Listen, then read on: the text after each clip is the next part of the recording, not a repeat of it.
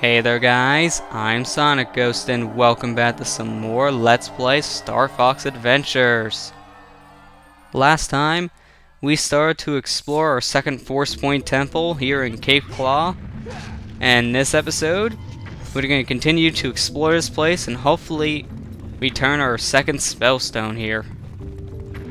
So first thing we want to do, well, besides killing this enemy, you want to head this direction because if I'm not mistaken, you want to head this way first. Because you'll come to this flooded room. And down there, as you kind of see in the corner of the screen, there was a switch where we can go ahead and stand on it with our Shark Claw disguise. So let's go ahead, turn to a Shark Claw, stand on this, and well, that gives us a crate. And you might think, what the heck is that going to do? Well, actually, we need to just drain the water level because there's this switch here. Activating this switch will open up this door, but as you can tell, it's too high. We can't really make that jump. This is why they put that box here, because we needed to just climb back up here where we're standing, and then we can raise the water level back to where it was. In fact, I kind of passed it. I went all the way around for no reason. Of course I didn't. Did I just push that box right through Tricky? Wow. I never noticed that until this playthrough. Which is funny because a lot of the times whenever I'm pushing this thing, it passes through Tricky probably, and I just haven't noticed. The stuff you notice playing this game years and years and years later. Seriously. The stuff you notice. You never notice the little things when you're younger. But then when you grow older, you see every little itty bitty issue a game can have. It's so weird when you think about it. Oh, this puzzle. I remember this puzzle. This one's a pain, especially later in the game, because as you guys know, we have 4 Spellstones total, but there are only 2 Force Point Temples. So yes, we are returning to both the Volcano Force Point Temple and this one. When we return here, this puzzle has changed a bit. And it's really annoying, actually. So, yeah, this bad memories when you really think about it, because I was here a lot as a kid. Hopefully that won't be the case here. We use Tricky's flame command there, and now start up the puzzle. These 4 statues will lean farther in, and they'll start spurting out water. What we need to do is we need to put out all 4 of those flames, and we're on a time limit, so we need to do this fast. So don't feel bad for spamming your fire blaster, because these things kind of have a delay on when they actually activate. So you got to keep that in mind, and the platform stops rotating after a bit, so you have to keep that in mind too.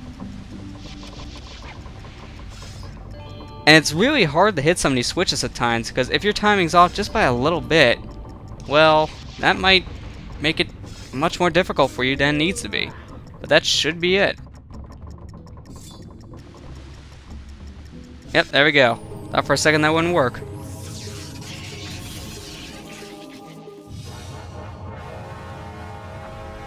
And time for the second part of this puzzle we need to complete. Actually, no, this is technically a 3-part puzzle when you really think about it. The first room we were in had the easiest puzzle, and now we have this, which is the third one. Well, I'm going a little bit out of order. We had the first puzzle where we were needing to lower the water level just to activate the switch to open a door. Then we had that puzzle over there with all the fire we needed to put out. And then there's this, where we need to shoot this block in the right areas in order to push it into this little alcove over here where the fire is. So we just need to be careful with this. And on my test playthrough, because for how long it has been between that playthrough and the last time I played this game, I forgot the solution to this. But it's very simple, because this last shot you don't think you can make, but you can. So I just shoot it one more time, and there you go. Doing so activates this staff booster in the very beginning where we first warped in. If you checked that staff booster when you first entered this area, it wouldn't work. It would just be deactivated. It wouldn't glow like this, but now it's glowing, so we can go ahead, use our staff booster like this. And what the heck did... what? Okay. let's look at that really quick in slow motion. That enemy was clipping through the side of the platform, and then when I land up here on this platform with him, he disappears. What? Well, not only is Tricky a magician, but so are the enemies in this game apparently. Wow. Okay. I can tell this is going to be a very interesting recording session. I can just tell by that alone. Just wow. If you head all the way through to the end of this little tunnel area, you'll come right back out to where you started. No real significance in this. In fact, there's nothing really you can do on this side. It's the other side where they give you goodies. So if you loop all the way around here, this will kind of serve no purpose whatsoever. In fact, we can't really even get to those fuel cells to my knowledge, so we can't really do anything in this room either. We need to head back over here into this room. If you guys remember, this was the first room we were in solving a puzzle. So we just had to shoot this orb up here with the right color, and now extend this bridge out, leading us to another teleporter. And this should take us right to the center of all these Force Point temples, where we can return our second spellstone. Still can't believe that enemy kind of clipped through the platform and then just disappeared. Whenever you run into weird glitches like that, then you know you're in for a treat when playing a game. That's for sure. And Tricky, where are we going? We're going right here to return our second spellstone. So let's go ahead and do that.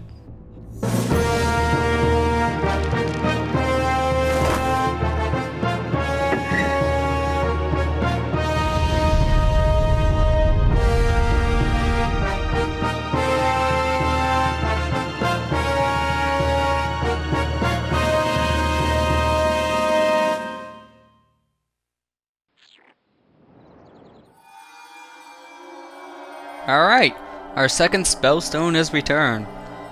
So when you really think about it, we're halfway there to restoring this planet to where it once was. This is really good. It looks like Slippy is telling us to check our maps once again. And it's telling us we need to head back to Thorntail Hollow. Well, that figures. Whenever we return to Spellstone, we're first told to go back to Thorntail, so this is nothing new.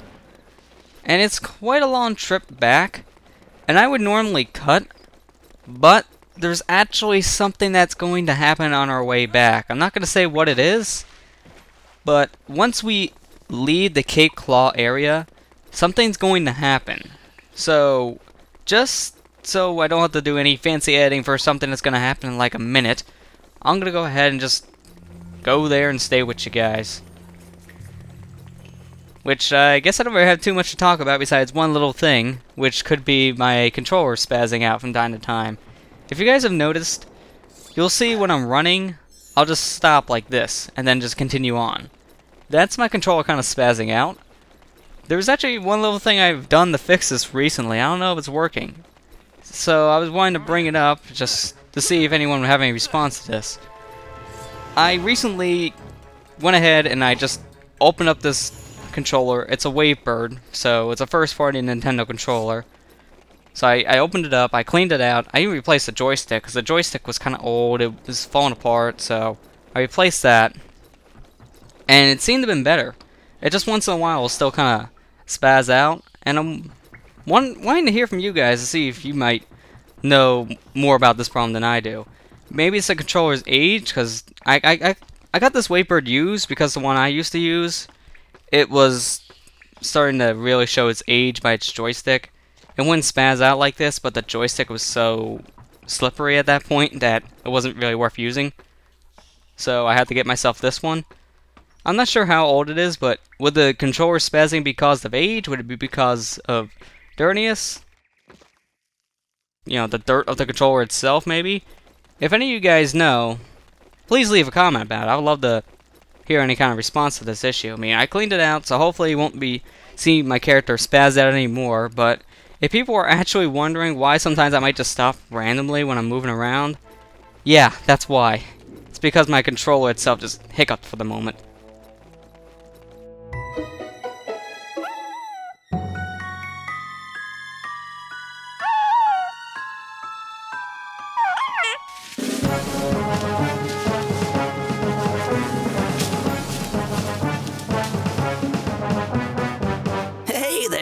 fella? Oh, I don't like this, Fox. Fox! Look out! It's a trap! Get him!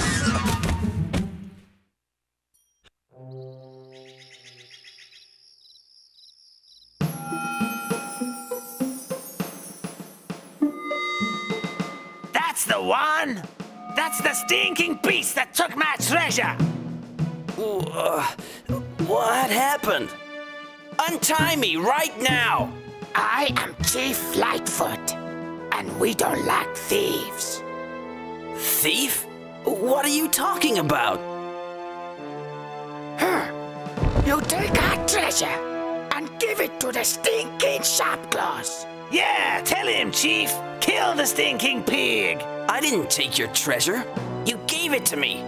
Let me show you what we do to thieves. Use the flame command at the right time, and I'll help you get out of here! Well, we got ourselves in the predicament. And the funny thing is, these guys tie us up. Whenever I tie us up, they kind of latch us onto the statue. But they don't take off any of Fox's gear. We still have the staff on our backs. So if one of our hands came loose, so to say, we could just take that thing right off and whack these guys with it. They didn't think that one through, did they? But this section of the game right here, in the Lightfoot Village, this is probably the most infamous part of the game because so many people were stuck here, myself included, when they first played. And the reason why, we'll get more into it probably in the start of the next episode, it's because this area has the two hardest challenges in it that you'll face throughout the whole entire game. And this little minigame section kind of just shows you what you're in for because you have to press the A button when that little red line is in that green section, and it's hard to time. It's really hard to time because the second you press the A button isn't when it stops. It stops a little bit after that. So you need to keep that in mind, and that's really hard to time. So if I screw up once in a while, it might be because of a timing issue here and there. But there should be... oh, no, that was it. Make the button stop! Make it stop, and I'll untie you!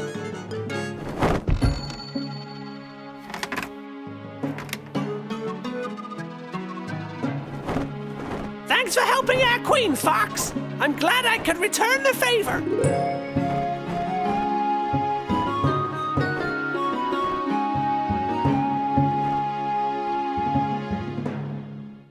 One thing I didn't get to mention about that part is with each successful hit you have, the bar will get smaller and smaller, so it gets harder and harder to time your hits. And you need to keep that in mind when playing, so that is kind of difficult when you first play. So yeah, don't be surprised if you fail that a couple times. I don't think I game overed in that part, but I'm pretty sure I lost a good chunk of my health before passing it. But if we try to leave the village, Tricky will say this to us. Hey, Fox! Shouldn't we take a look around? There may be a Krazoa spirit here. Yeah, so that little line from Tricky pretty much tells you, wait a minute, don't leave here yet because your next Krazoa spirit is here. That's a definite yes for that. So, we're not going anywhere just yet, although we can leave here if we really wanted to.